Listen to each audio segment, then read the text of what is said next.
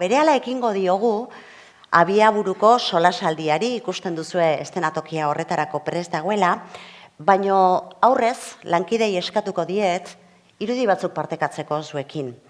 Martxoan, utzi gintuen Mikel Strubel gogora ekarri nahi dugulako. 2017 urtean hementxe izan genuen, udaltopen. Cambiats els hàbits lingüísticas, realitats i mits, hitzaldi gogoangarria eskaini zigun.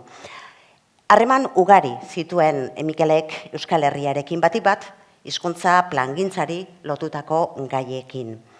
Bisita hartan, berarekin egoteko aukera izan genuenok, izugarri gozatu genuen. Batez ere, bere gertutasun, goxotasun eta jakinduriarekin. Eta horrexegatik nahi izan dugu gaur berari ere tartetxo hau eskaintzea. Zauden tokian zaudela, agur eta ohore, que la terra etzigileu.